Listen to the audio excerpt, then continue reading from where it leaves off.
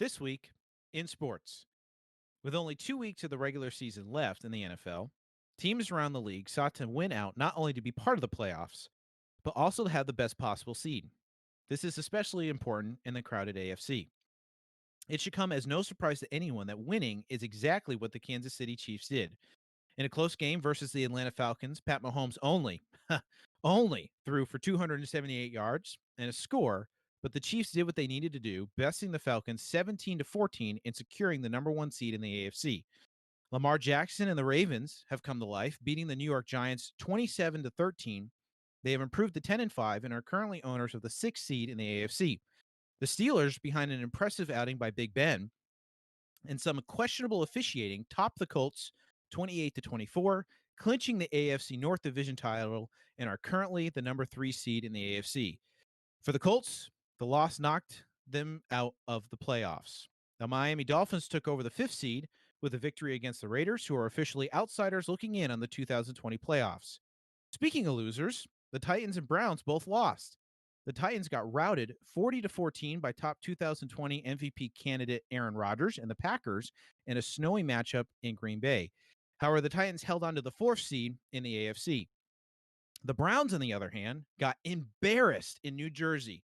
The 1-13 New York Jets beat Baker Mayfield's squad 23-16. That loss dropped the Browns from the 5th seed to the 7th, and they have a go big or go home matchup in Week 17 versus the Steelers. In the NFC, not much has changed. The Packers remain in first place with the Saints in second place. The Buccaneers have clinched a playoff berth for the first time since 2008 thanks to a 47-7 beatdown of the Lions. And the fiasco that is the NFC East will give NFL fans a fun little competition this coming week. Washington, Dallas, and New York are all mathematically capable of winning the division in Week 17. Elsewhere in sports, 14-year Bruins captain Zdeno Chara is likely going to continue to play hockey, but with the Washington Capitals. The NHL is due to start in less than 2 weeks. James Harden returned to play in an impressive first outing, and the San Diego Padres made big waves in the MLB by signing left-handed pitcher Blake Snell, right-handed pitcher Yu Darvish, and infielder Ha-Seong Kim. All 3 were signed in under 24 hours. This is the Under.500 podcast.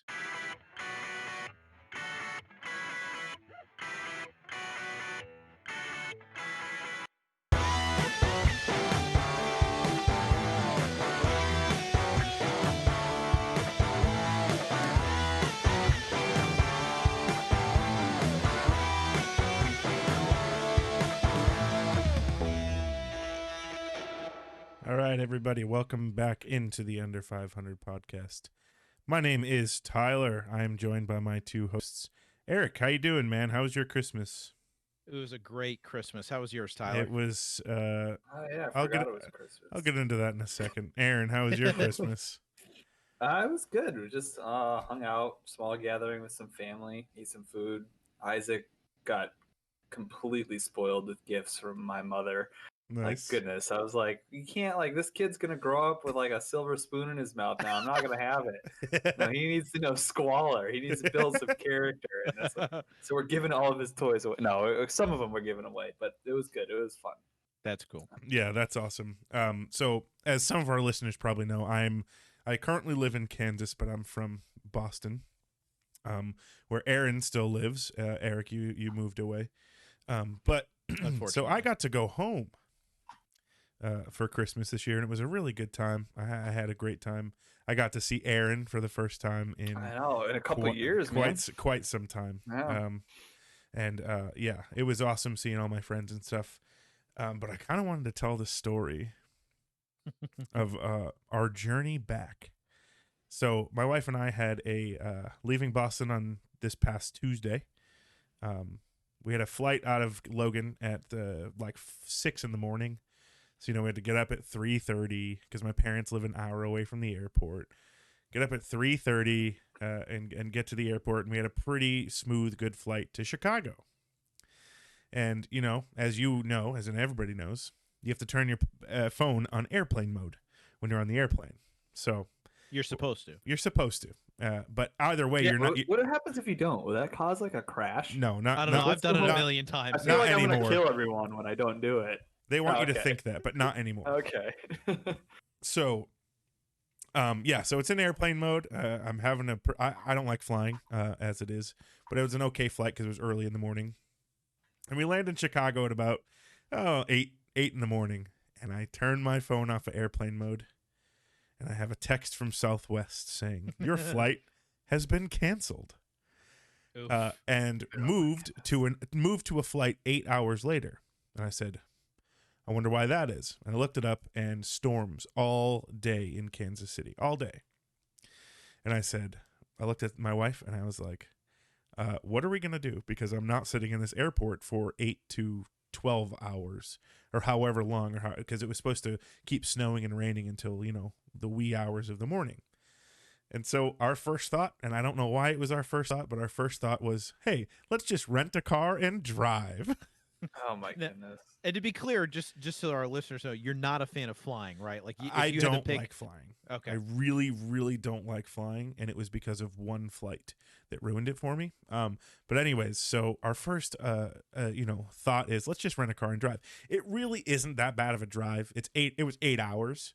Well, Nope. it's supposed to be 8 hours. Which if you're from Nope. if you're from the Midwest, they're known for driving instead of flying. So in my short time in the Midwest, I was like, you know what, that's actually really not that bad, and it beats flying, even though the flight's only an hour and a half. So Both suck. we to rent be honest. we rent a car and we start driving, and my small little pea-sized brain didn't put together that, wait a second, there's a storm moving to the east and we're driving west. So we're in this little tiny Ford Fusion, and we just start slipping and sliding all over the road. I'm doing 40 miles an hour for about 300 miles. Oh, 40, and the back end of this car is a little tiny Ford Fusion. It's just swaying back and forth. You got semis passing us, still going speed limit, and I thought I was going to die. My chest started to hurt. I thought I was going to have a heart attack from the stress. there is very few things scarier in my head, and maybe because I've had some experiences driving where I've gotten like stuck on highways for like hours on end because of floodwaters. Like I had that happen to me. There's very few, like in my mind, scarier things than I'm in a car that I'm in control of, but I have no control of the environment this Yes. car's in. And at any given moment, no matter how fast I'm going to careen into a ditch and never be seen or heard from again. Right.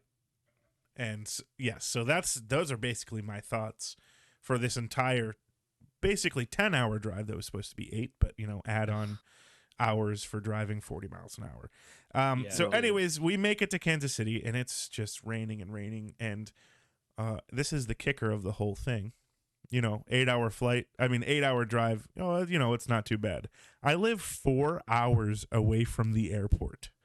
So we have to pick up our car after we drop off the rental car and drive 4 hours home. I'd say about 2 hours into that drive, I start falling asleep at the wheel. Oh my And gosh. I'm swerving. I had been up since 3:30, and it was about 10:30 at this point at night. Ugh. And so Sarah's like, let's pull over and I'll drive. So we pull over, and she starts driving, and her eyes are like halfway closed, and I'm like, are you okay? And she's like, you need to take a power nap or something, because I'm not going to make it. And I was like, I can't. I was like, I'm just going to be thinking the whole time that you're going to kill us because you're sleeping too. I cannot fall asleep. So I didn't fall asleep until the last 20 minutes of the drive is this straight road that's just hills the whole time, but it's completely straight. And I start falling asleep. Well, so did she. She thought she was going to like actually fall asleep, but we made it. We're alive. But it was an incredibly eventful Christmas. And, when you've only been married 2 years and, you don't have this whole life of memories, creating memories like that to me is priceless. And I honestly wouldn't change it for the world. We had a great time, even though it was terrible, and we're still very tired today.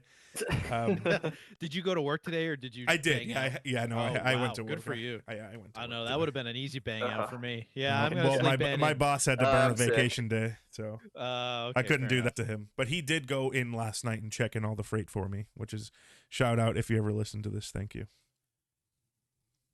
But yeah, that was my Wow. eventful. Well, Tyler, we're Christmas. glad that you're safe. Thank you. And yes. we're back in back in safe, warm, your safe, warm house, Thank and you. on the airwaves with us. Yeah. Can I rant for a minute about something? Uh-oh. I feel like you need this. Oh, so I okay, think this so is therapy. this might be a little bit of sports therapy, and I'm sorry if this comes out more passionate than it needs to, but I'm a passionate guy, so that's just going to be part of the gig when you hear me talk. Um, I've had this thing that's had me triggered for a while, and I don't know, just the past week, there's been a couple of things I've heard that have just set me off about this.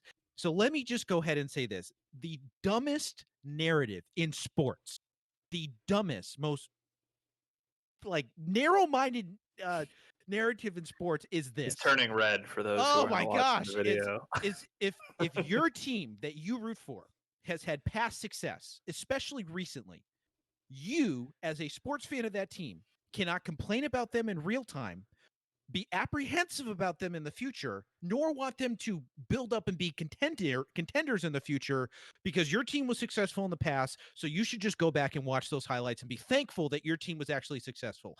I have heard that from members of my family, from some of my friends, some of our friends. Like, I keep hearing this narrative, like, yeah, you know what? The Red Sox were successful back in the day. Why don't you go back and watch those highlights? Like, you can't complain about the team right now because you know what? Hey, when I was a kid, they were really bad, and now they're not. So you should just be like, what on earth? It's so annoying. So if you're a fan of the Colts, right? Um, the past 2 years, if I were you, I would have been frustrated as a Colts fan because I wouldn't know what direction your team was going. You basically killed Andrew Luck, made him go into early retirement. You didn't know what you were doing at general manager. I'm sorry, but Chuck Pagano was a boob when it came to head coaching a team, being the head coach of a team. And you know what? Right now, if I were you as a Colts fan, I'd be pretty excited about where they are, and I would be frustrated from this past week seeing them go down versus the Steelers because there was some questionable play officiating in there, and Philip Rivers did the Philip Rivers thing where he just couldn't close out games, which is just a thing. I'm sorry, like he did the same thing in San Diego where there was just, and you could blame it on his team. I don't really know, but it just seems to follow him. Anyways, like so you can't be critical of your team if you're a Colts fan right now because they won in 2006 under Peyton Manning. Like that's the narrative that you get. If your team was successful recently, you better shut up and be thankful that your team is even still playing on the turf because they won in the past and it's someone else's turn. Like, what on earth? Like, I can't stand that narrative. Like, I can't stand. And I'm sorry, I'm a New England fan. I'm a New England Patriots fan, and everybody knows that. Is it wrong for me to want my team to continue to be in contention? I don't expect them to be the Tom Brady, Bill Belichick, Robert Kraft level ever again. I don't think any team is ever going to make it to that level ever again. Sorry, not going to happen. But is it wrong for me to still want them to be in contention? And is it wrong for me if they're going to be in contention to be critical of the team in real time and questioning their future and what they're doing? Like, is it okay? Can I criticize the team? Is that okay? Like, can I be unsure I'm all about my for team? criticizing the team, Yeah, man. I I think know you should you are, which is why this is therapy. But when you start saying that, it's like, well, you should just be great. Imagine just being. Look at me, I'm a Jets fan. Imagine me being a Jets fan. Yeah, you know what? Your team sucks, and I'm sorry, but your team sucks, and there's nothing I can do Yeah, so about that. for Jets So, fans, it's like, so you're not critical of the Jets? yeah, no, Like, seriously. like you should be critical of every aspect of their existence. Well, If you're a it's Jets a fan. good And it point. wasn't a Jets fan that set me off, but it's like, it's someone else's turn to be successful. Well, I'm sorry, but if my team continues to be successful because your team can't get it together, that's not my problem. And I shouldn't be rooting for your team to get it together because it's your team's turn. My Well, wife that sounds just like texted me all and that said is. you're literally screaming and I need to be quieter. Okay. You're Rant gonna over. wake up Ben, but I just think of that's just it's. I think it's for the people whose team sucks, who they haven't experienced success. It's like their one thing that they try to make themselves feel better about. Like Yeah. it's like, oh, well, you had your time, so it's okay. Now experience what we're experiencing. Well, Know what it's like, and it's like, No, well, I don't no. want to experience that. And right. if it means I have to be critical of my team in real time just because they're kind of doing that, then I'm going to be because I'm Yeah. passionate about my teams. So I have a Okay, question I feel though. better. I have a question for that really quick. Is Yeah, go. do do you give him any bit of leeway, any bit of time to figure things out? Yeah, no. I think, and we've talked about this in other episodes, like specifically about the Patriots. Like, Yeah. I don't expect them to be in contention this year or next necessarily, but I want to know that they're rebuilding to something. And I think again, Sure. the word is to build to that level of contending for a championship again. Like Okay. No, I don't I'm on want the them to same fall page. into the Bills where they're literally irrelevant for 30 years literally Yeah. before they come back to life. Like I don't want that. Well, yeah, if you're complaining about how the Patriots are playing this year and they're like, "Well, you had Tom Brady for 20 years." That's dumb to me. Yeah.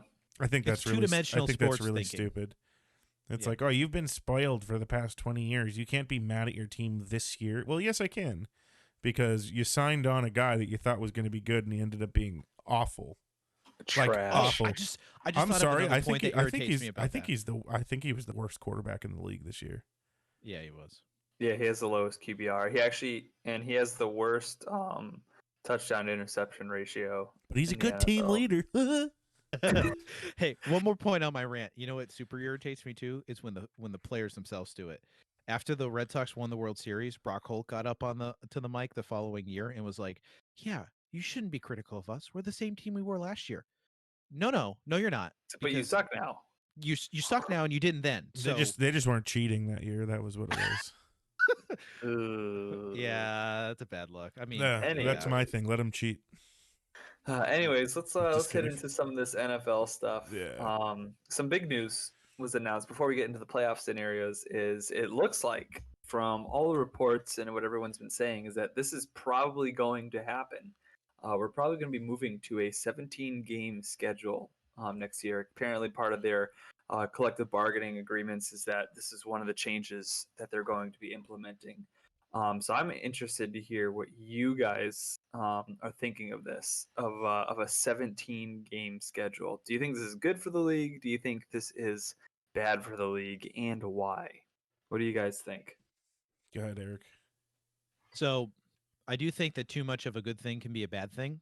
Hmm. So I'm not for them doing what the MLB did, which is continuously expand their regular season to the point where It's it's now 162 freaking games. at 3 to 4 hours each. Ugh. Yeah, impossible to follow that unless No. you're Tyler. And God Yeah. bless you, Tyler, because you are I so love it. into it, and I love you through that. Give me 200 games a year.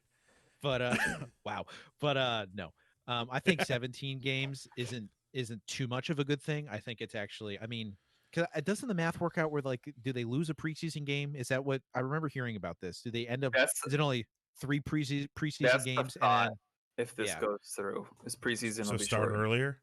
So effectively, it's more like relevant football, but the same number of games as far as it. If you If include you the include the preseason. preseason. Okay, yeah. So then it's really no change except that there's more relevant games, Yeah. and I think there's less likely to be because it's an odd number of games. Is there less likely to be like ties and stuff? I guess there's not Yeah, really, but that's part of the thing too. Is it's I don't think any other sport has an odd number of games. I think they'd be the only one. So yeah, that'd be a little like different to have that. I don't know. I don't I don't think it know would if that would. change anything as far as ties go. I'm stupid for saying that because I mean you could still have two teams with the same record. Right. Yeah. So it would just look a little awkward, I guess. Tyler, what do you think? I don't see it changing anything. I don't think it's a bad. I definitely don't think it's a bad thing. Mhm. I don't know. Anything could come up to make it. Anybody could make a good argument for it being a bad thing. My biggest thing is this is new for me. I didn't know that how new is this report that they're This good. just came out this past week. They've been Yeah. talking about it all season though, Yeah, or but then even last the season, and then report COVID. came out And I a haven't had couple a days ago saying it's probably going to happen. I didn't hear anything about that honestly until right now, or until I looked at the doc. But it really honestly the way I would gauge it is what do the players think? What does the management think? If they think it's a good thing, it's probably a good thing. But yeah, I'm kind of indifferent. I really I don't have an opinion on it. Yeah. So for me, I'm a little split on this. I think if it's just 17 games, like if this is it, like it's not gonna bump up anymore, then I am okay with it. My fear is kind of like what Eric was talking about, is that the owners are gonna continually try to tack on a game here and there.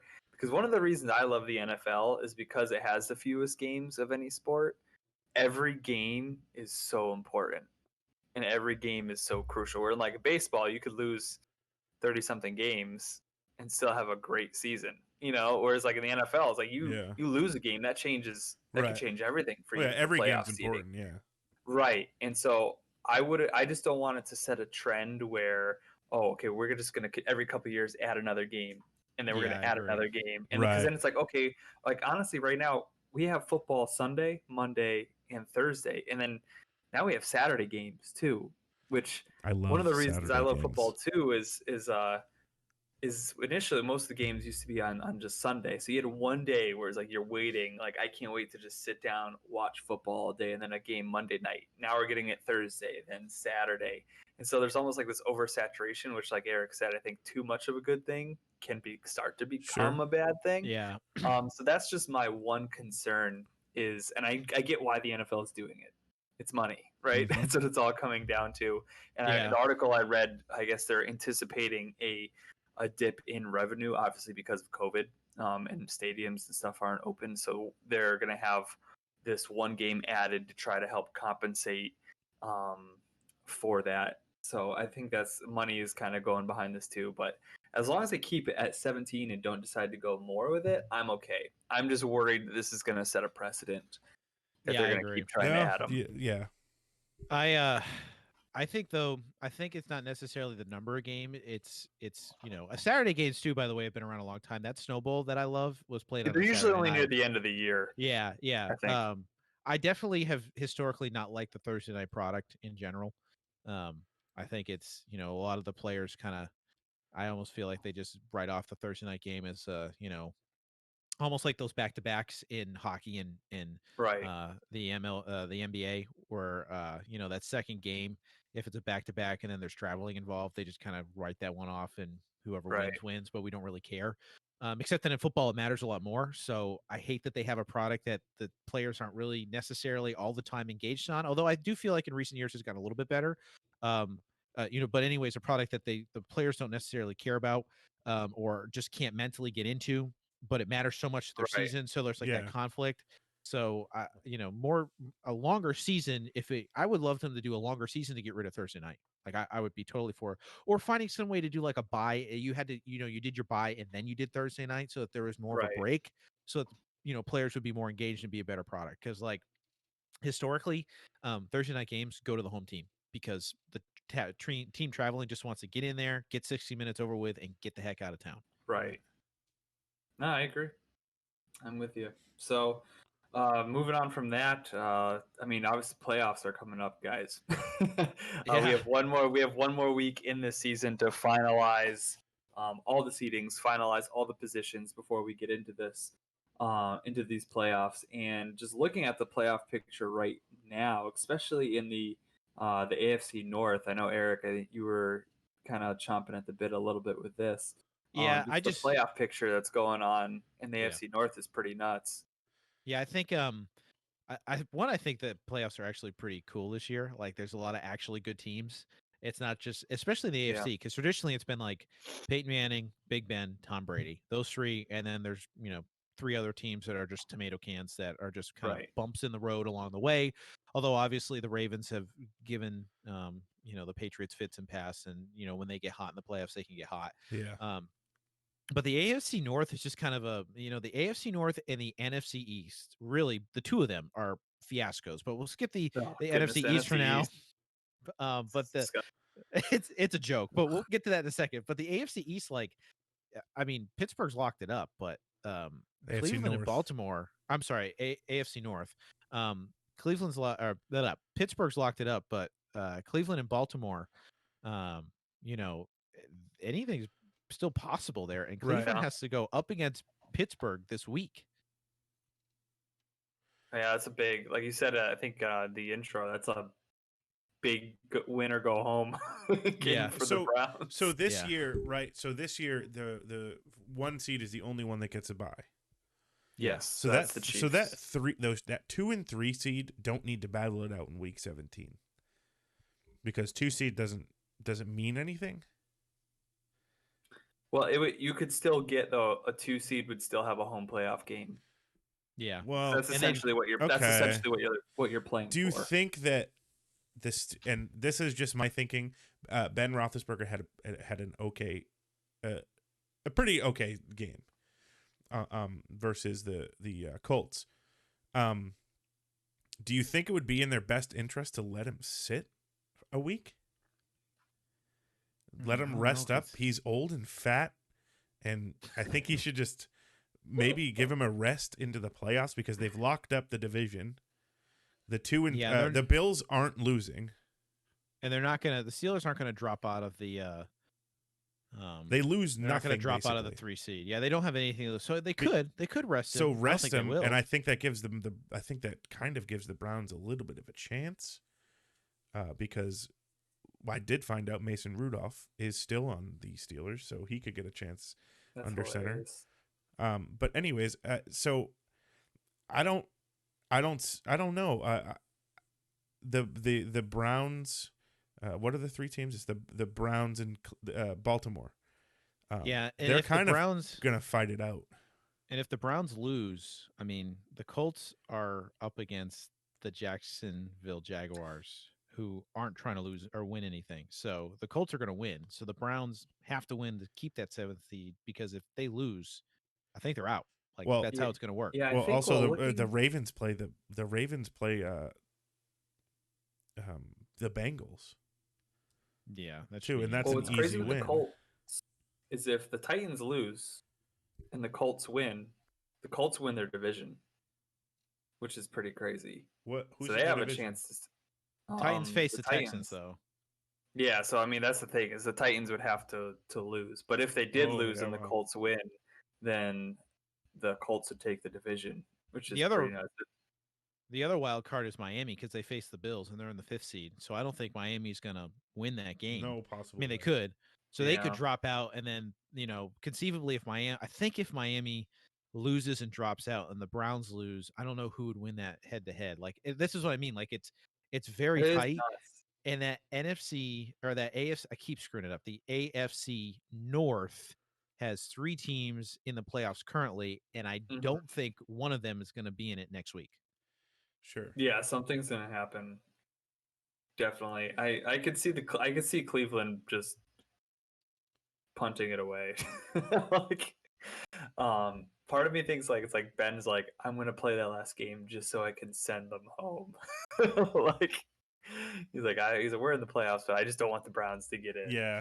in and try to beat them. Yeah, no, the AFC North like that's great. Their division's nasty outside of Cincinnati. You got Pittsburgh's 12-3, and the Ravens are 10-5, and then the Browns are 10-5. That's a solid division. That's Yeah. nuts to see. But I want to talk to you guys because I heard of this a lot on other, ESPN, CBS, and stuff. The post game, they were talking about the Chiefs. So the Chiefs, obviously, we know have the best record in the AFC in the whole NFL. They locked up the first seed, so they have home field advantage to the playoffs. They have that first round bye, but they were remarking how their past, and we talked about it a little bit in the past couple weeks, how their past couple wins have been very close, especially this past Sunday against the Falcons team who's pooped themselves the entire year. So they barely kind of squeaked out a victory against them. And they were talking about the Chiefs and they were saying, so are they kind of playing complacent? Are they just coasting right now, or are there actual issues that they're dealing with? Are we starting to see weaknesses? And Um, because right now, I mean, you see the Bills soaring right now, and it's like, so are the Chiefs just waiting to turn it on, or is this who they are? I What do you guys I think? personally think it's a tiny bit of both because when you see a team team as good as the Chiefs with the talent that they have, when you see them struggling, you notice it on the field. People start getting visibly frustrated. And when I watch the Chiefs games, I don't see any of that. I don't see Yeah, Patrick Mahomes getting frustrated with himself. I don't see Tyreek Hill slamming his helmet. I see him drinking pickle juice, getting a back rub. I don't see Travis Kelce getting heated up like he can. I think that I, but and on the other side, I think it's a little bit of both. I think it's them being possibly playing a little bit complacently, but I also think that they're having a little bit of struggles offensively. Um, but I think that they're using these weeks to figure that out, to figure out where teams try and hit them in their weak spots and try and focus on that and get better in those weak spots.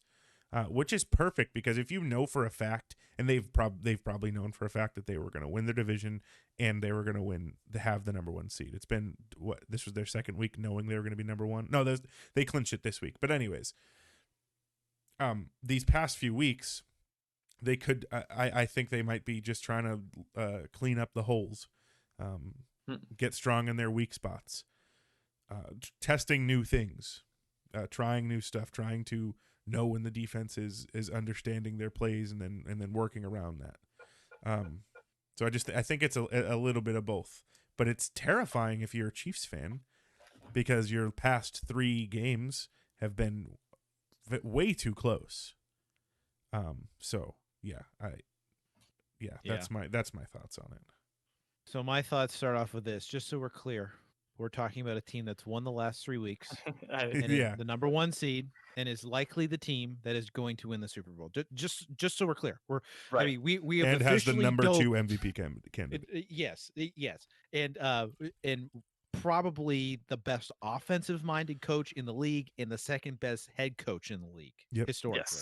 Yes, this is the team we're talking about. Just so we set this up, we have officially divulged into sports pundit conversation where we've talked about a team that's number 1 seed, won the last 3 weeks. We're ripping them apart. Yeah.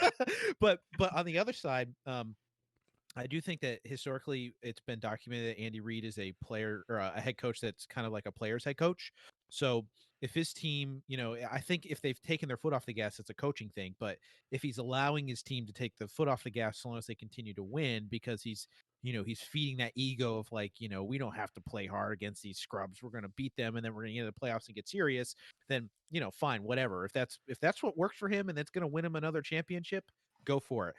In the same breath, though, after saying all that, I will say that if we get to the playoffs and it's divisional round and the Chiefs get blown out by the Bills at home in Kansas City, we could easily look back at these past few weeks and go, that's where it started.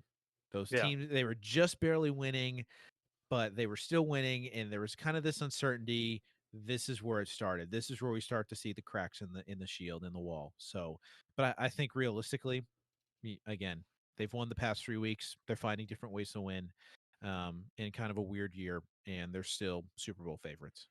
Yeah. I heard someone saying that, well, this is just Andy Reid. Just he's hiding the playbook. He doesn't want to film out on them for the playoffs, so it's strategy. I always hear that, and I'm like, that's a bunch of bullcrap. I hate when people say that. Oh, that bothers me so much. Doing that, because that's putting your team in a position to lose, or you might lose if you're doing that. No NFL coach is going to do that, to put their team in a position where they might lose a game. He's there to win that game. So I think that's a bunch of bullcrap. That's what they get paid for. Right, exactly. I love hearing that.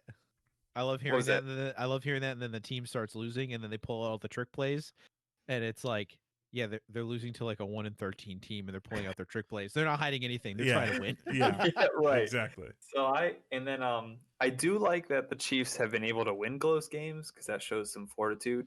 That does show a lot of character. And the one thing that's still with the Chiefs is like last year in the playoffs, they were down by 14 or more points in every game. Yeah. And they came back and won. Yeah. Every game. And so it's like, maybe that's just that's just who they are.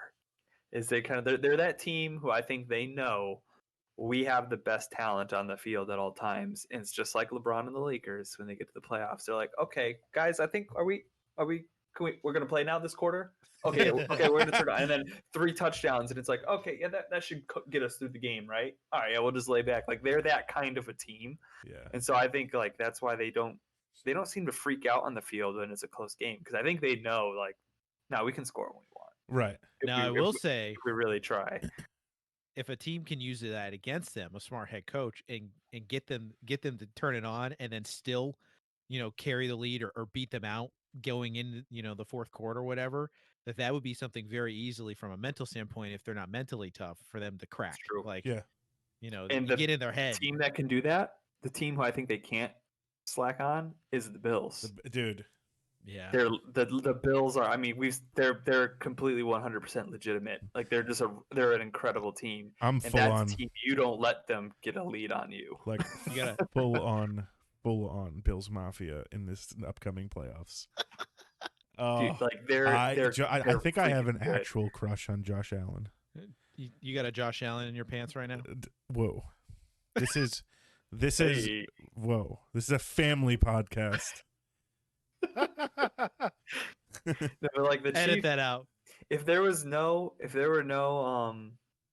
Bills weren't who they were, as a Chiefs fan, I would be really concerned. There's about these nobody, yeah, playoffs. because there's nobody that scares them. But the fact that the Bills are who they are right now, and Yeah. how they're playing, if I'm a Chiefs fan, I was looking at the past couple weeks, I'm a little like, oh crap, Have they played what this if year we play yet? them? They haven't played each other this year. I think that's So- going to be our AFC Championship game. So You that's guys a are- game where it's like that's scary if you're a Chiefs fan. So I just want to talk about this really quick. This isn't in our notes, but let me just say something really quick. Do you remember a few weeks ago on this podcast when I asked you guys who you think are going to be the championship games? And every single one of us put this. None of us said the Bills. None of us said the Bills, but I think 2 out of the 3 of us put the Steelers in there. I did. What a bunch of I frauds! own up to it. Yeah, I I own own up up to it. to it. I Yeah, did it that. happened. It happened. Our takes on here are notoriously being shut down. Horrible. I think honestly, I think the NFL listens to this and they're like, yeah, no, gotta shut that down. If the NFL listened to this, we'd have way more listeners. Yeah, I do know. True.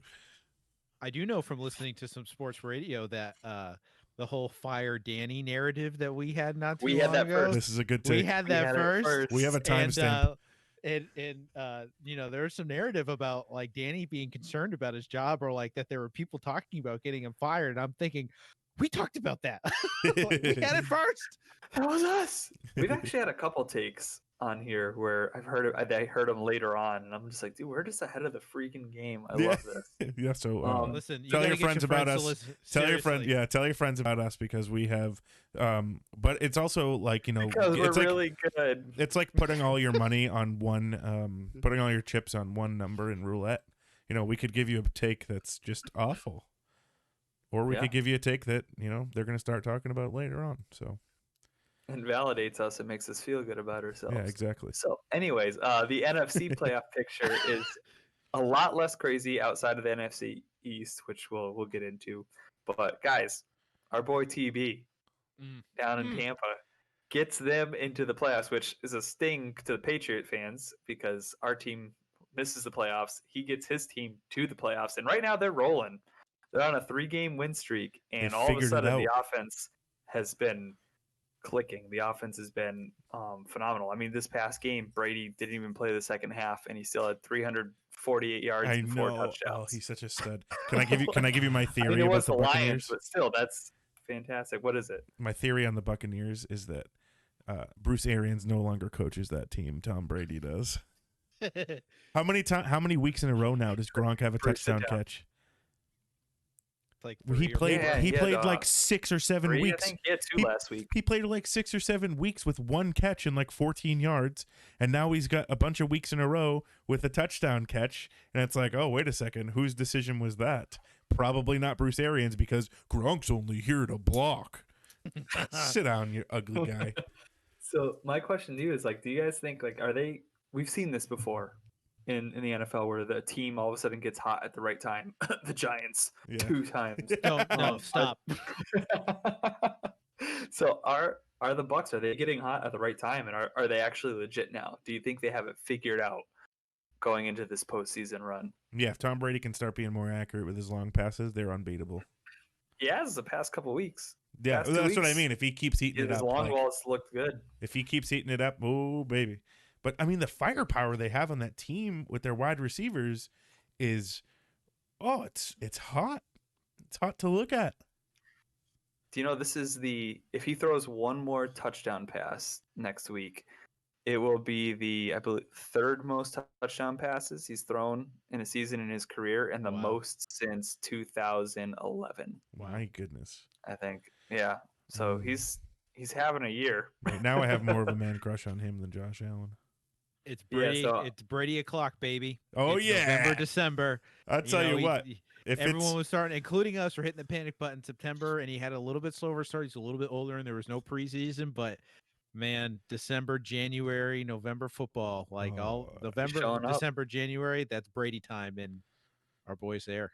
yeah, Yeah, he had what? He only had 5 incomplete passes in that half too. Yeah. Like it was just he was hit throwing dimes and like deep. He averaged, I think, average yards per completion were like 16. Like Yeah. he was hitting like deep balls. Yeah. It was pretty Oh, crazy. he To looks watch, really so good. I think if they can keep that up, go ahead. Yeah. I No, don't know, if they keep that up, they're a problem. Aaron, I please ask the next question. okay, yeah. Who's the favorite in the NFC? The favorite to This go is to the a- Super Bowl? Yeah, who's coming out? Who's going to the Super Bowl? I'll tell you what. Right now, it's not going to be the Packers. Thank God. It's not going to be the. Is I'm it- telling is it they are your, going to is choke in it the Aaron playoffs. Rodgers argument? No, Is that not what it Aaron. is? Or just No, the it team? has nothing to. Aaron Rodgers will probably throw for 400 yards and 5 touchdowns, but they'll still lose in the playoffs because they are going to choke somehow because that's what they're historically good at. Aaron Rodgers is great. He deserves the MVP. Aaron Rodgers is top tier quarterback, probably number 3 on my entire list. Yeah, I you go. can't wait. I can't wait for the Packers to be the number 1 seed, have the MVP, and then choke in the divisional round. Yeah. I'm so excited for it. It's going to happen. My favorite personally in the NFC to go to the Super Bowl right now is either the Saints or the Bucks. The Saints. I like the Rams. The Rams? They lost that. They've lost 2 in a row, The bro. Rams are I still not like the good Rams. this year. They have to win this week. But Well, they I don't will even say know. the Seahawks are getting it together, and boy, do I like Russell Wilson. I've always liked Russell Wilson. Yeah, pick one. He is so good. You got to pick can't- one, man. Okay, then I'll pick Russell Wilson because I can't wait for the Seahawks, with as bad of a defense as they have, to face the Packers and still The win. defense has been good the past couple weeks. Yeah, so they've been turning it. they've really tightened it up. For me, the Saints, it's like it's trick or treat. It depends on how good Drew Brees plays. True. If we get vintage Drew Brees, I think they have a chance. The thing is he's been kind of up and down this year. Yeah. Well, he's And they've had to rely more on the running game. Like Kamara had 6 touchdowns last week. 'Cause Oh, I think speaking of Brees- that, was that? wow. yeah, the Kamara 6 had touchdown 6 game? touchdowns, That yeah. was awesome. That was so much He fun to tied a watch. NFL record. He could have had 7. Yeah, they put Taysom Hill in. I can't believe they put to Taysom score Hill that in the red touchdown. He zone. would have had the record. That was a himself, walk-in 7 for rushing touchdowns. that was a walk-in for Taysom Hill. They could have just put Alvin Kamara in, and he wanted to. He started walking back out in the field, and they were like, "No, Did you guys- sit down." Did you guys see the report that he won the fantasy football championship for Drew Brees' son? Oh, did he? Yeah, he did with his 6 That's awesome. scores. Well, I had him on my other team. He got me into the championship this week, so Good I'm dude. grateful. That's sick. Yeah, I can't pick. I'm not picking the Saints just because I don't know what kind of Drew Brees you're going to get. Sure. And he's still so for battling me- injury. Right. So for me, it's up between the Packers and the Bucks. But the Packers got embarrassed by the Bucks earlier this year. Yeah. I mean, the Bucks absolutely destroyed them. So I don't know. I'm gonna have to pick if this is the Bucks offense that we're gonna see for the rest of the year. They're my pick to come out of the NFC. Because they're their offense is incredible when it clicks, and they have a pretty solid defense too. So that's what I'm going with. So you're not giving Washington, Dallas, or the Giants a chance? Oh my goodness, are we gonna go into this now? This No, let's trash do it. heap of a. Let's do it. Ugh. So the NFC East is by far the worst division in football. Not one winning record is there. I mean, what's crazy though is looking at these records, is 3 of them have a chance to get into the playoffs, and they're 6-9, 6-9, and 5-10. And all 3 of them that have a chance are not the team in the division that won the most or won a championship the most recently. Oh yeah, that's the Eagles who are 4-10. Yeah, they're out. Gosh. So this here's the scenarios. Dallas gets in with a win and a Washington loss. So they have to win, Washington has to lose. Washington has the easiest road. They just win it and they win this week and they get the whole division. The Giants, they can get in with a win and if Washington loses. Yeah, So and it's Dallas and Giants face each other, right? Right. Yeah. So it's all 3 have a chance. So if Washington wins, it's over. If Washington loses, it's wide open, that Dallas Giants game. Whoever wins that game will go into the playoffs. So having said all this, you have these teams with these horrible records. Should playoffs be determined by division record or overall record, like say going on in the future? Because one of these guys is going to go into the playoffs and it as a division winner. They're going to go with teams like the Green Bay Packers, who are 12-3. They're going to go in with the New Orleans Saints, who are 11-4, the Bucks, who are 10-5, the Seahawks, who are 11-4, and you're going to have a team that's either 7-9 or 6-10 going into the playoffs. Like, how is that fair to another team, like say the Rams or the Cardinals, who would finish with a 9-7 or 8-8 record, but are going to miss out? So, what do you guys think? Like, should maybe I've always thought that it should be determined differently than division winner. That it should be like NBA, just go by the best records. What do you guys think? I don't change it. Don't change it You don't think because so? no, Yeah, I I say agree. do not change it because in football for me, some of my favorite games to watch are divisional games because they matter. When you have a regular season game that's like halfway through the season that matters, that makes football so much more watchable. Even though it's not ever going to be a sport that's not watchable for me, no matter how bad it gets, it's always going to be watchable for me. But the division, and then it gets rid of like these, crazy, not crazy, but it gets rid of these divisional rivalries that I've grown to love. And it gets, I don't know, it just, to me, it just takes out that extra spice during the regular season. It's kind of Yeah. because basketball's not boring the way they do it. Because I think that the way that they create their schedule makes it still kind of spicy in the regular season. Because I don't know how many times the Celtics play the Bucks. But they're, when you have a team to beat, that's going to be, maybe take you over in the, how do they split it? Whatever, the Eastern Conference. That's an important game to watch. And I think that's cool. But when it can be a weekly, an every time matchup in a division in the NFL, I just think I love it. I love those games and I think it should stay. I don't think it should ever go away. Yeah. So to the NBA point, as we've pretty well documented, the NBA typically the talent wins out. So it really doesn't matter how you seed them, because the talented teams with the talented players are going to Right. win, right? So, Right. Yeah. I mean, you could seed them upside down, and the talented players are still going to win, right? Typically, it to the point about the NFL and the divisional and the whole part about like teams that have not as good records facing these really good teams and a better team getting out. As I Right. recall, a 9-7 Giants team beat a 17-0, or was it 18-0 at that point when you include the Yeah. playoffs? Yeah. 18-0 18-0. Patriots team. Yeah. And that is what's beautiful about the divisional kind of complexity of the NFL is, as much as I agree that most of the time they just become tomato cans and they're just, as I've said before, rope bumps on the way for some of these teams to get in. There's always a chance. Like I remember watching that game where the Giants were up in Green Bay and it was like 40 degrees below zero and like they were facing Green Bay in that cold and like the snot was freezing on Right. Tom Coughlin's face and they had no business winning that game and they did. At 9-7 they won that game in Green Bay. Like that's the beauty of football, and that like that divisional complexity gets these teams in that otherwise wouldn't have a chance. And wouldn't you know it, one of those teams went all the way and won. Now, do I think a losing record team's going to go all the way and win?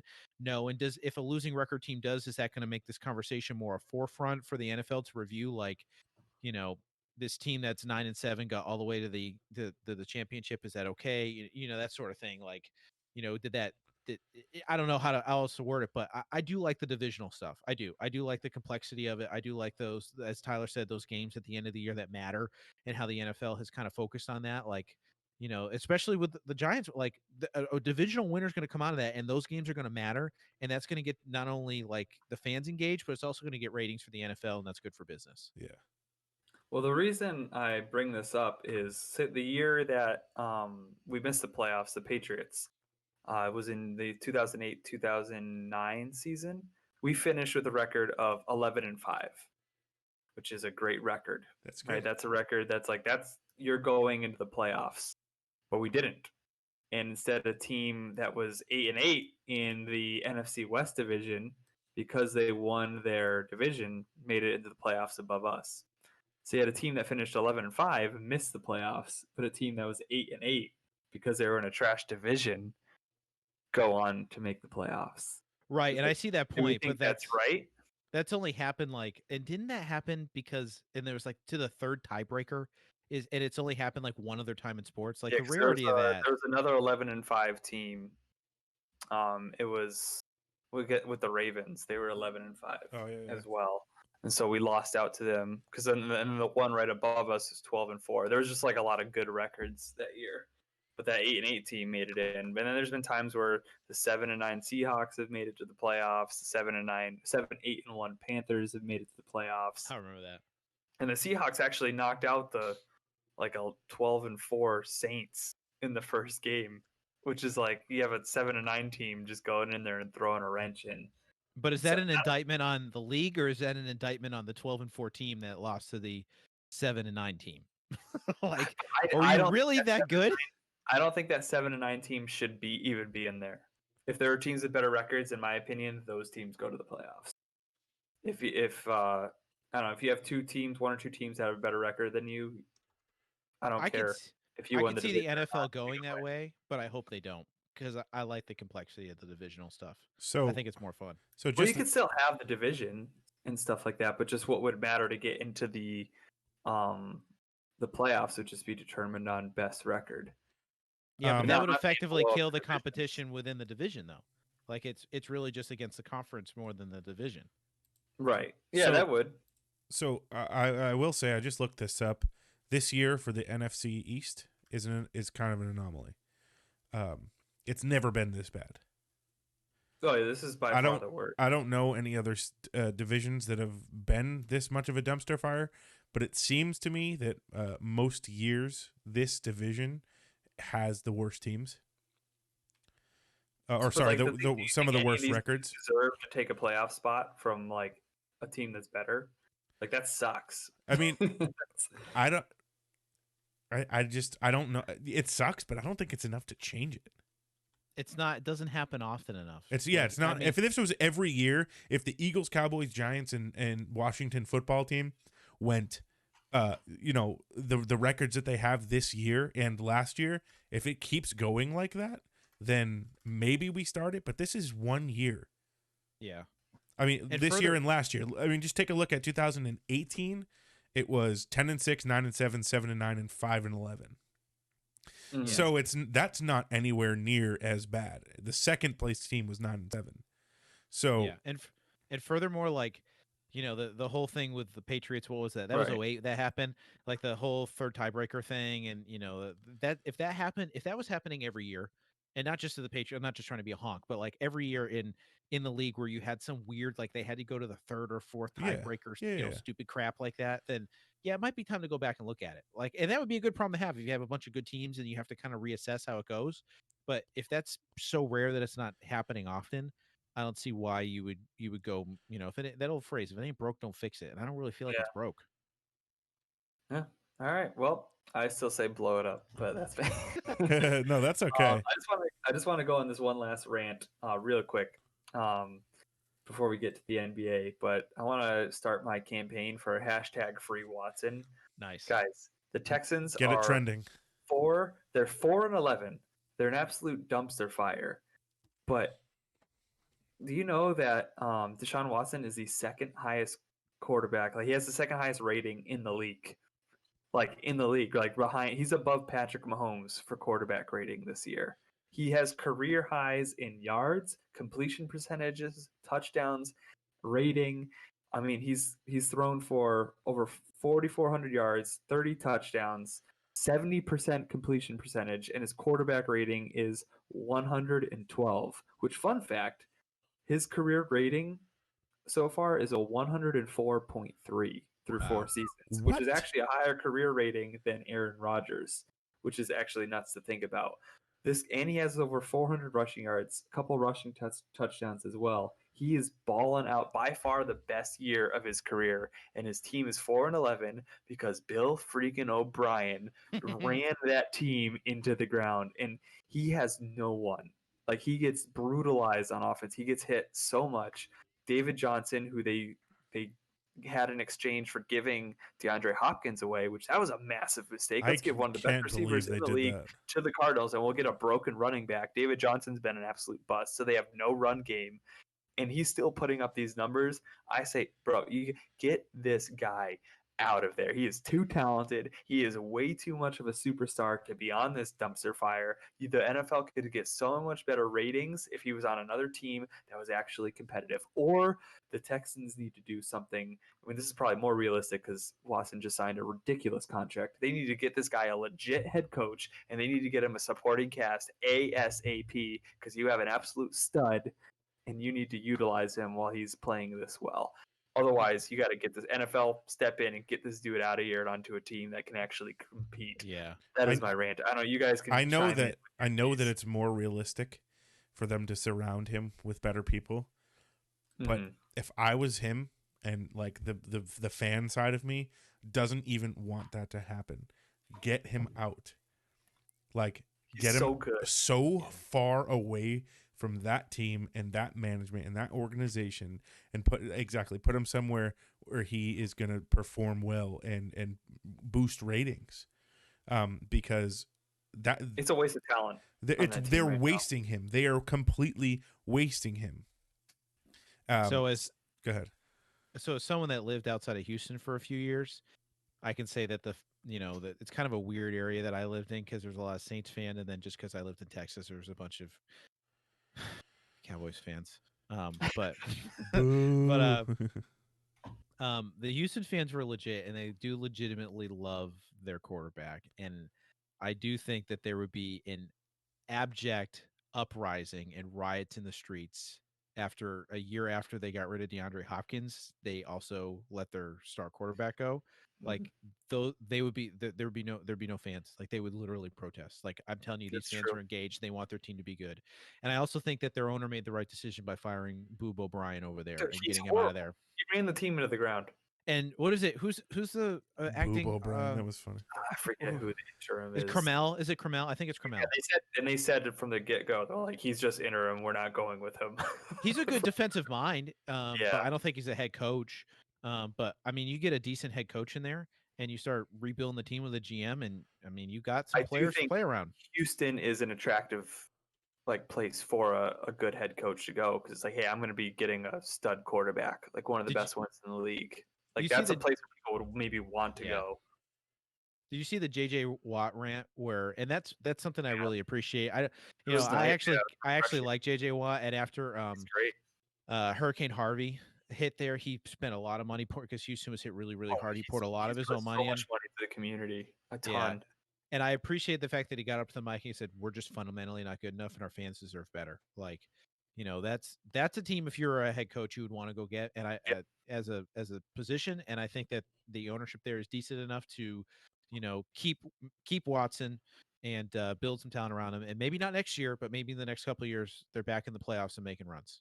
Yep. And I think Bill O'Brien should be imprisoned for what he did to that team Yep. because it is Send him to Agreed. Alcatraz. Yep. it is a true crime what he did. All right, well that wraps up the NFL. We got to talk a little bit about the NBA here Oof. The because it's been an NBA. exciting season. There's a lot of stuff going on. The first thing, this has changed a little bit just because of some things have happened with the Nets since. But the first two games of the season, I mean, and Kyrie and KD, this is true, is they look legit. Like those guys look rested. They are incredibly efficient right now. They're shooting well. They're playing very well off of each other. When they played the Celtics, they completely outclassed them. I mean, they showed to me that the Celtics still have some work to do to be able to get out of the East because I was like, holy crap, like they're just on another level than the Celtics. Like they at the one point in the third quarter, they just hit the pedal to the metal and they took off. And so I was like, dang, Celtics, like you got a lot of work you got to do still. Um, so Kyrie and Katie look great, but my thing is can they keep this up? Like, are they able to? I know Eric, we talked about this a little in the chat because one, Katie, he's not injury prone throughout his career. He had this one big injury. I mean, That which was what I is was going to a huge ask. one, Yeah. right? It's an Achilles. Like that's so we can't just say that's not nothing, right? That's a big thing like that could come up again.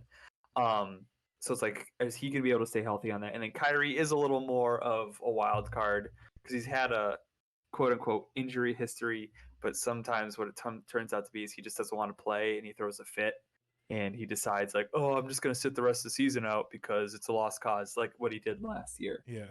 So like, do we So think if that they can keep this up? if KD gets injured and they're in contention to go somewhere, do you think Kyrie sticks it out and tries to pull the team together, put him on his back and go for something, or do you think he shuts it down?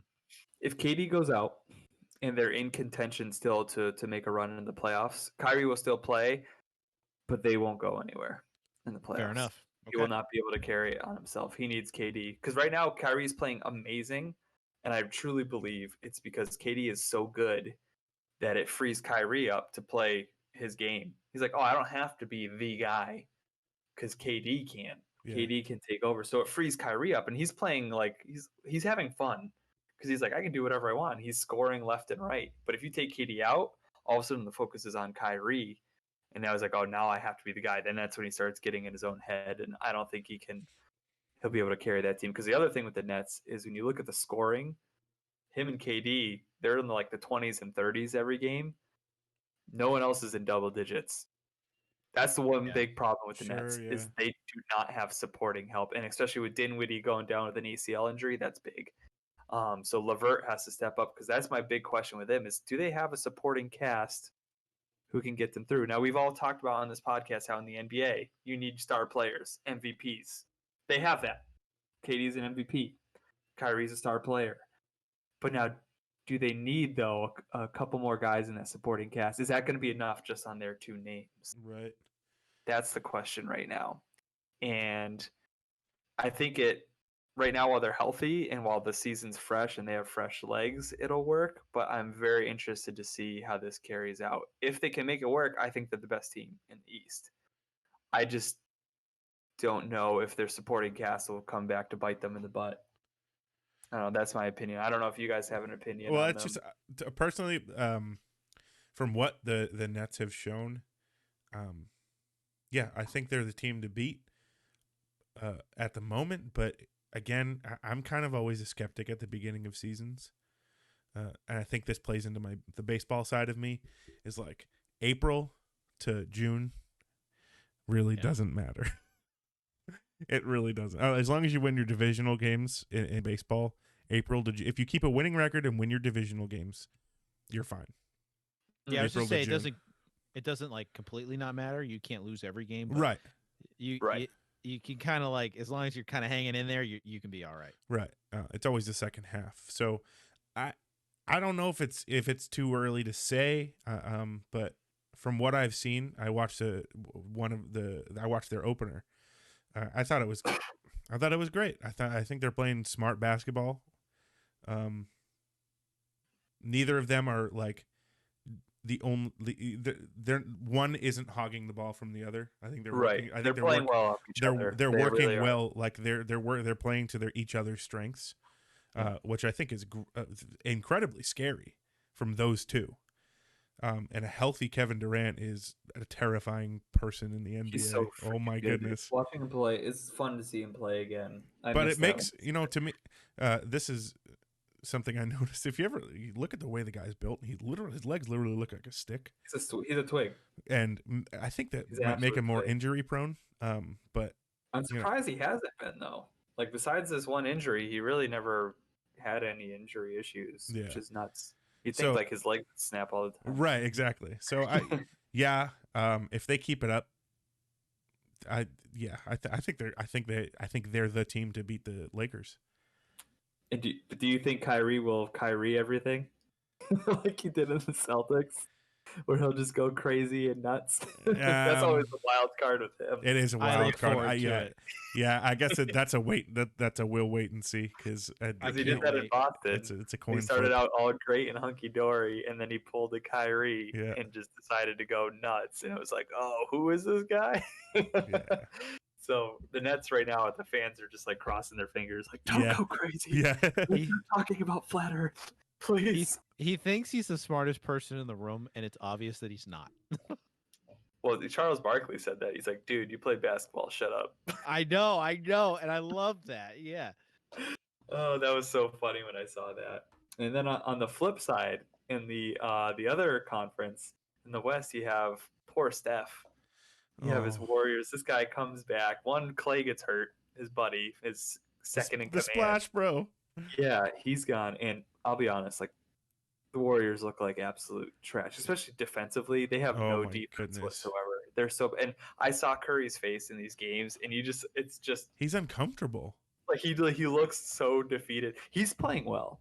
He's playing great ball himself, but it's literally just him. He's all by himself. The amount so of miscommunication they have on the court It's so is bad. mind-blowing. Their defense is horrible. It's mind-blowing. They're giving up like 120 every single Yeah. night. I can't believe like what I'm seeing. So they're doing horrible. They're probably going to finish horrible throughout the whole year. Should this reflect on Steph? Because I hear a lot of people saying, "See, Steph can't carry a team. It's like he's overrated." Yada yada. Do you think this should reflect on him if they finish poorly again? No. Yeah. Okay. Thank you. Absolutely I'm not. hearing all this, and I'm like, this is nonsense. How does that reflect on him? He has nobody next to him. No, he doesn't. He has you look at that nobody. roster, and it's hilarious. Like it's a complete scrub roster, and the fact that they got a win the other day is a testament because he played so well. Like he balled out of his mind to get them that win.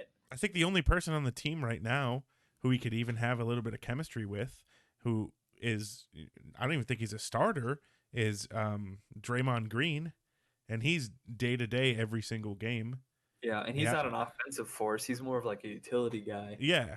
He's defense, rebounds, and passes. He's not a great offensive threat like Clay was. Well, yeah. So, yeah, I think that was the I don't know, biggest thing. I think I said it in the first, or when we first started talking about the NBA on here. I was like, man, I can't wait to see the Splash Bros this year. It just, it broke I my know, heart. it sucks Broke my because heart. Clay's like a guy, he can get you 20, 25 a game easy, and he can go off and get you 40 a night, like when he's really hot. Yeah. But it just, what really bugs me is that we always hear in the NBA that the narrative is you need a team with multiple superstars and stuff like that to be successful. Like that's what makes a team. So people are saying this all over the place, and then all of a sudden now, people are criticizing Steph Curry, who's the only superstar on his team. So it's like you're saying that in the NBA you need multiple superstars to be viable and to be good and win games, but now you're willing to criticize a guy who's on his own and has no help. I was like, you can't do that. You can't have two different narratives. Well, so you gotta freaking pick one or the other, and it makes me mad because Steph is so good, and it's like, no, you can't put this on him. He doesn't have anyone, and you've already said you need to have multiple stars to be successful. So stop criticizing Steph. Get off my boy. That's what I'm getting at. Hey, dude, I agree. I 100% agree. And I think it's, when somebody gets into contention for being the number one of something, the greatest shooter of all time, the greatest 3-point shooter of all time, which he's definitely that. You start to have people that put backlash because they love their players so much. So, you have somebody that's like, oh, well, Ray Allen was my favorite player for 20 years or whatever, and I followed him and I watched every single game. You can't say that Steph Curry's better than him because I like Ray Allen more. Well, the case is that Steph is better, but you're going to have this pushback of people like, well, look at Steph. He's not doing that great this year. He must be terrible because I don't think he should be considered a number one. So I just think when you get into that like top conversation of, you're the number one of your thing, that people are like, well, I'm going to put you in the spotlight and you should never have a bad season, because you see it all the time with, the GOAT conversation of anything. If LeBron had a bad season because he was the only one on his team, which I still think he would win because it's LeBron, but if he was the only one on his team, he had a bad season. He's actually done it before. Yeah, but I mean, if he had a bad season because he had just zero support, you would see people coming out of the woodworks. He's the worst player ever. Oh, he's such a fraud. He only did it because he had X, X, and X. So, no, leave Steph alone. I completely agree. Leave Steph Curry alone. He still is the best shooter in the he's league. A two-time and of all MVP, time. 3-time champion. Yeah. He's obviously a good player. Yeah. Don't come at him like that. Yeah. I don't know. I hate that. And then I want to talk. I'm going to shelve the Celtics talk to next week because I want to see a couple more Sure. games because I'm forming my takes and opinions on that, and Sure. I want to see if it pans out for the next couple of games. Okay. Then we can talk about it next week because I have some thoughts brewing. But Ooh. James Harden, obviously we knew the whole fiasco that was going on during the offseason. He's holding out. He wants out of Houston. Houston's like, nah, fam, we're trying. If you want to leave, we're gonna get everything for you. So there's a stalemate. There's a lot of awkwardness. He came back because he said he's like, okay, whatever, I'll play and I'll be professional. And so after all this stink, all this back and forth, he shows up in the first game and has 44 points and 17 assists. Thank goodness he's on Just my like fantasy team. it just goes absolutely. Yeah, how many points did he get you on your team? Like 48 or It was something? 48, yeah. Yeah, and so Good all of a call, sudden, Tyler.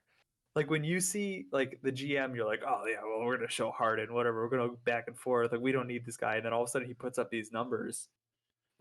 Do you sit there and go like, oh, maybe we put up with this? Like, Yeah. because like he's just like if he keeps putting up stats like this, like maybe we just roll with it. Maybe we put up with his weirdness or we cave into the things that he wants. So like if you guys were a GM, are you more apt to still want to make a trade for him after you see that performance, or are you more likely to be like, you know what, I'll give him what he wants, I'll let him have a little more control of this team? Like what do you do? If I were the GM and I have no basis to base this off of, if I were the GM, I would have before that first game said, "Hey, we don't want to put up with you, but we want you to stay.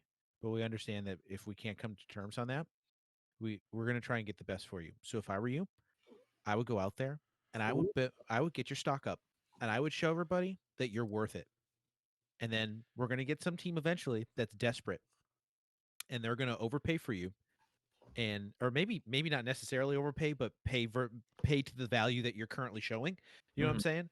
Like a kind of like a, publicly we're going to be opposite each other and there's going to be this rift, but behind the closed door, hey, if you're not going to stick around, you better show that you can be professional and that your stock is up because we want somebody so desperate to get you that they're going to pay us what we want.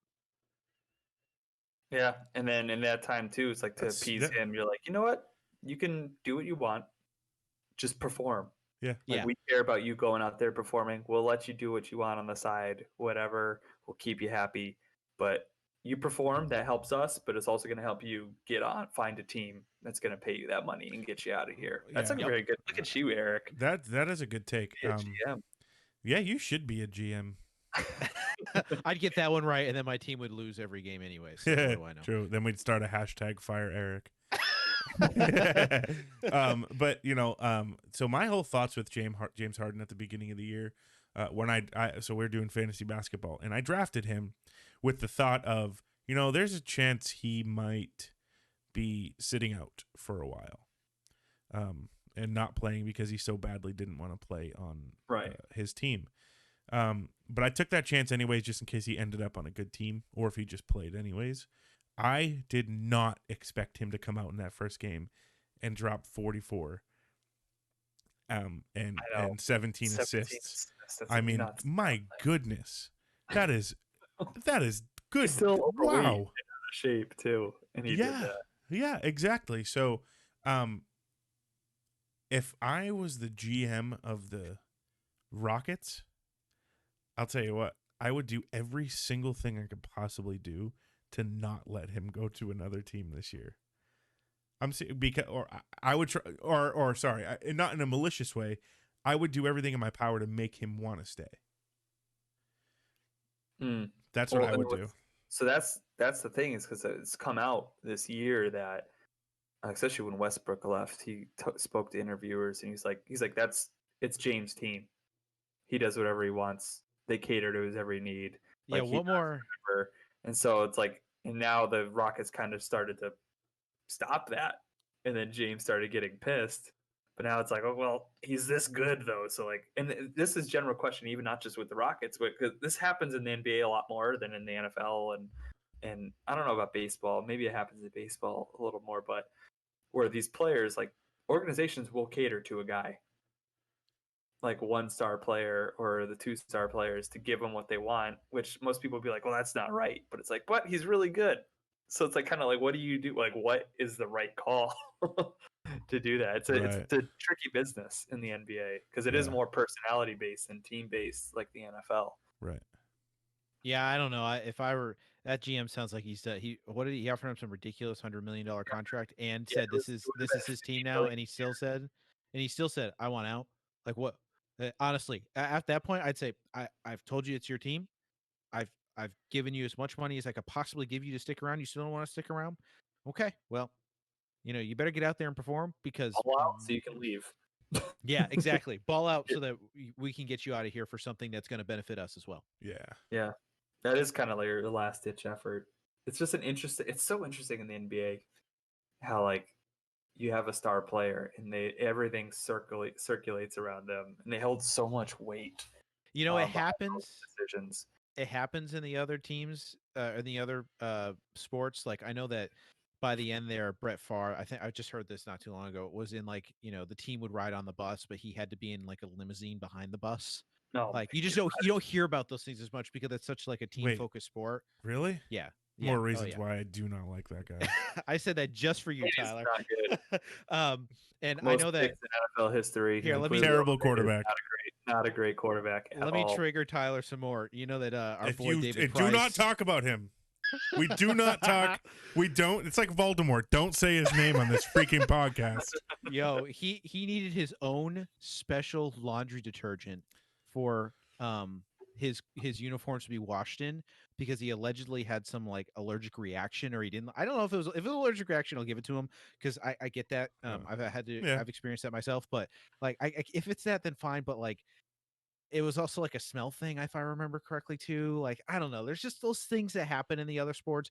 And when a player really starts to suck, in those other sports, those are the things that GMs will start leaking, like, hey, not only is this guy not performing and saying all this bad mouth, did you know that we had to do his laundry in a special laundry detergent? Did you know that we had to do this for him? Did you know he got carpal tunnel in his hand from playing too much Fortnite? Like, these are the things That that one start to kills come out. And you're like, wait a minute, you paid this guy all this money. You brought him here.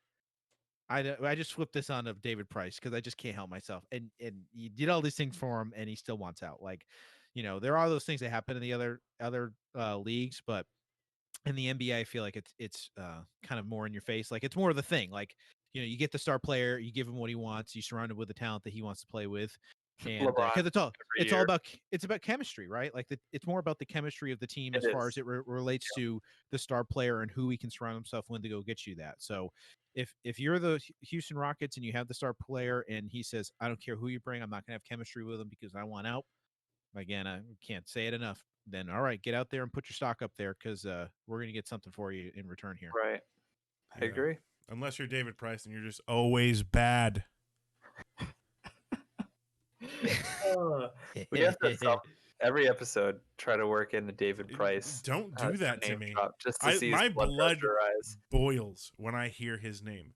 If you're gonna That's all be, right. if you're gonna be a little prima donna about everything, be good. Okay, if you were the best pitcher in the He's right, league though. and you had that stuff, I wouldn't bat an eye. But you were a terrible pitcher. You're so bad. Okay, we're done. I can't. I How can't could talk you be about a him. How could you be a Red Sox pitcher and be so bad in Yankee Stadium? You just I'm sorry, that's not gonna work. He had one good game in the playoffs in 2018, and people were like, "Oh wow, this David Price guy, huh?" No, he's been bad all season. Well, Aaron, I think it's time to do the plugs because Goose Fraba. We need to like clip that out and like have some sort of like reel that we do at some point of Tyler's. we all had rants today, We and did. I can't wait for the MLB to start up because I can't wait to get Tyler on some of these. Oh It's man, gonna be Drew's great. gonna drop that name all the time just to see if I get. No, Anyways, he's so insignificant now; it's not even a problem. Go ahead. oh, that's good. Well, anyways, we are gonna wrap up. You guys, hopefully by now, know where to find us. You can find us on Apple Podcasts. You can find us on Spotify. You can find us on YouTube, where you can see the video version of all of this.